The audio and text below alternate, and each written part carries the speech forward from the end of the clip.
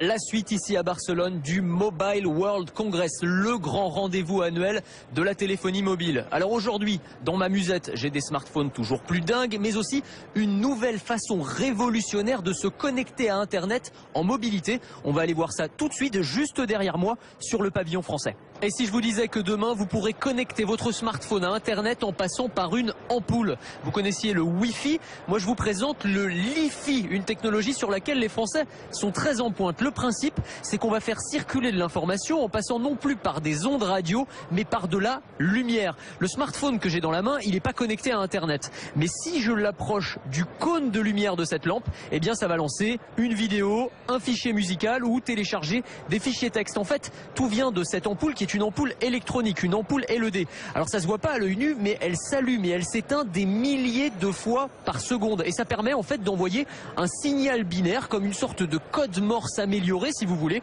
et ça va transmettre comme ça de l'information, des fichiers texte, de la musique ou encore de la vidéo. Alors il y a plusieurs avantages. D'abord, il n'y a pas d'ondes qui sont émises. Ensuite, c'est très rapide, potentiellement plus rapide que les réseaux 4G. Et puis les applications potentielles sont énormes. Par exemple, dans les musées, on peut imaginer que demain, les lampes des musées transmettent des informations sur le Picasso ou le Matisse que vous êtes en train de regarder directement sur votre smartphone. Dans les supermarchés, les néons du magasin vont transmettre sur votre téléphone portable les dernières promotions du rayon charcuterie. Et on peut imaginer demain ou après-demain que n'importe quel lampadaire dans la rue se transforme en point d'accès à Internet. Une autre tendance, ce sont les smartphones flexibles, les smartphones incurvés. Regardez, celui que je tiens dans ma main, il a un peu la forme d'une banane. En fait, il est incurvé en haut et en bas. Et à quoi ça va servir? Eh bien, quand on regarde une vidéo, par exemple, on va être beaucoup plus immergé dans l'image, un peu comme si on était au cinéma.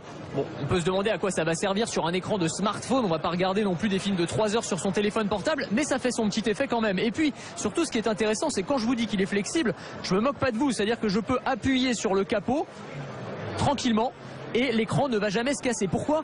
Parce que quand on regarde à côté, les composants et notamment l'écran de ces smartphones, ils sont ultra fins, tellement fins qu'on pourrait presque les rouler comme une radio médicale. Et ça préfigure peut-être les smartphones de demain qui ne seront plus comme ça, mais qui seront plutôt comme ça, c'est-à-dire extrêmement fins et qu'on pourra plier très simplement comme un poster ou une feuille de papier. Des smartphones toujours plus fins, toujours plus flexibles donc, mais aussi des smartphones toujours plus grands.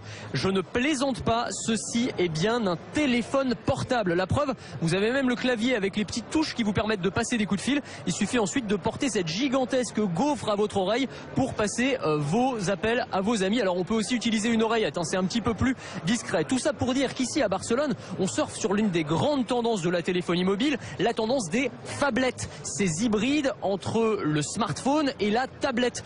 Enfin, on ne sait plus tellement où est la frontière hein, avec des téléphones comme celui-ci qui poussent clairement le bouchon très loin. Alors, on aime ou on n'aime pas d'un point de vue esthétique, c'est pas forcément très pratique à ranger dans une poche, ça on est d'accord. Après, pour le constructeur de cet appareil, ça permet en tout cas de se différencier sur ce marché des smartphones où il faut être honnête, hein, il y a quand même pas mal de produits qui se ressemblent.